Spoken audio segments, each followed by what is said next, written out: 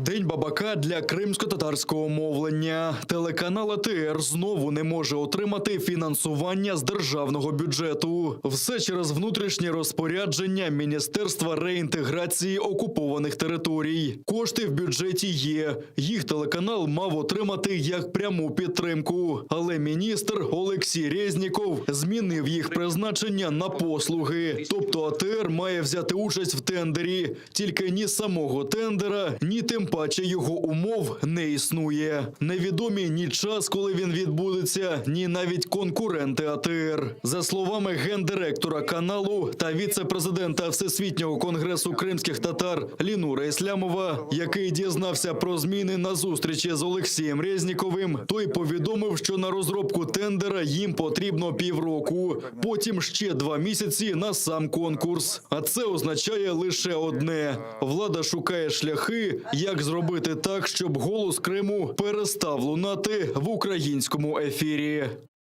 Сегодняшние вот эти вот наши стресс-тесты, которые делает власть, это прямая дискриминация крымских татар. Мы стоим вне конкурсов всех.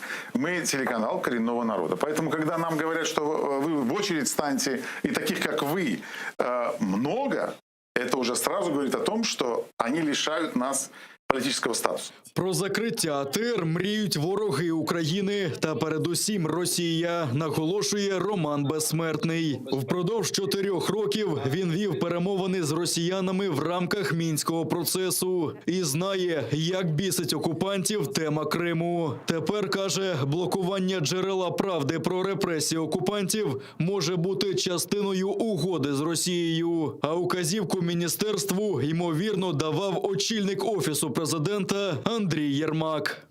Для Москви я маю насамперед. Це, АТР – це просто кістка в горлі і хоч ти гвалт кричи.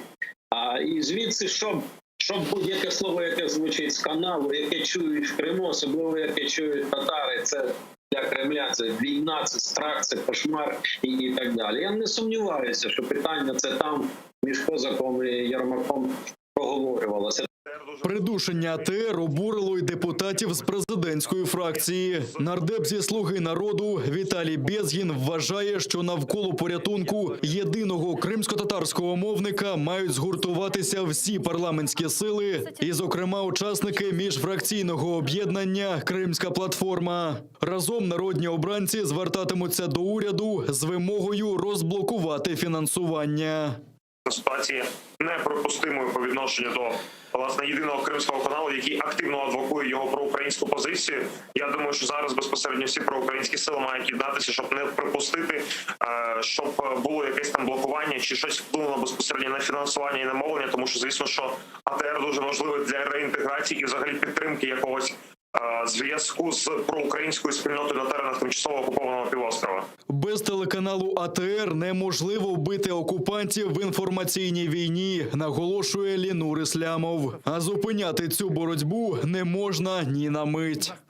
Крымские татары – это про свободу, про честь и достоинство, потому что мы совесть, часть большой совести украинцев всех. Потому что поддержка нас – это поддержка всей Украины. Политически мы сегодня ведем фронтальную войну с оккупантом. Фронтальную и информационную, и оккупационную, находясь там в сопротивлении. Те члены Меджлиса, которые там, они находятся в каждодневном контакте с оккупантом и каждый день идут фактически как на смерть. Голова Меджлісу Рефат Чубаров налаштований оптимістично. Впевнений, що ситуація вирішиться, але є 2 шляхи. Які yolu var? Ya da şimdi hükümet ne?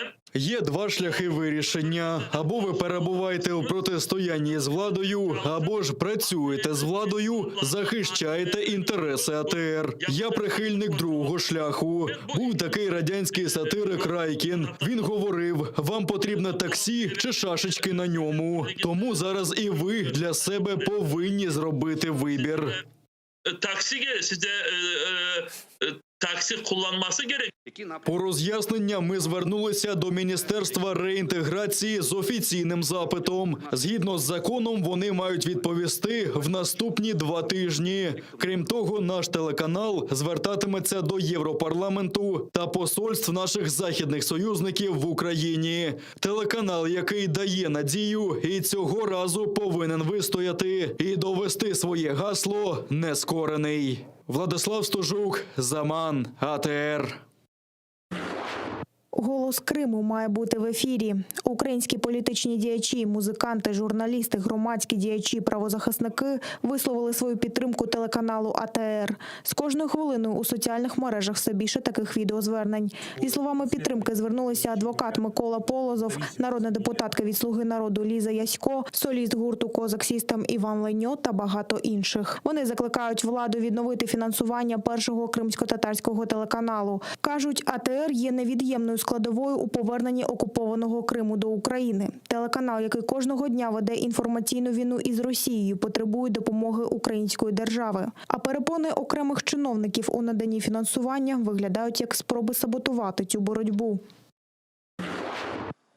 Окупаційний суд в Судаку достроково зняв судимість з кримсько-татарського активіста Бекіра Дігірмінджі. Окупанти засудили його в квітні 2019 року на 3 роки ув'язнення умовно за фальсифікованим звинуваченням у вимаганні грошей у громадянина Туреччини Юсуфа Айтана. Разом з Дігірмінджі окупанти засудили ще 3 кримсько-татарських активістів – Казіма Метова, Руслана Трубача та Асана Чапуха.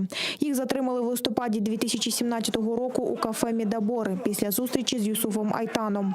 Громадянин Туреччини взяв гроші в борг у Віджія Кашка, а коли відмовився повертати, вона звернулася до них за допомогою. Під час спецоперації ФСБівців ветеран кримсько-татарського національного руху Віджія Кашка загинула. Бекір Дігірмінджі подякував усім, хто підтримував його весь цей час. Sağ olsun Cemal, что не забывает, поддерживает нас никогда. Her bir şey birlikten oluyor. Cemata birlikten var. Mahkemelerden kalışmanız. Dağın çok ballar oturuyor bizim mahkemeye. Bütün mahkemelere varınız. Yardım etiniz, destek olunuz onlara. Bir ozulara kalmasın. Держсекретар Сполучених Штатів Америки заявив про готовність надання летальної зброї Україні. Це сталося під час першої телефонної розмови з міністром закордонних справ України Дмитром Кулебою. Ентоні Блінкен запевнив у готовності нової адміністрації США розвивати економічну і військову підтримку України, включно з наданням летальної зброї. Дмитро Кулеба наголосив на важливості залучення Сполучених Штатів до реалізації Кримської платформи і отримав запевнення в підтримці США цієї ініціативи України.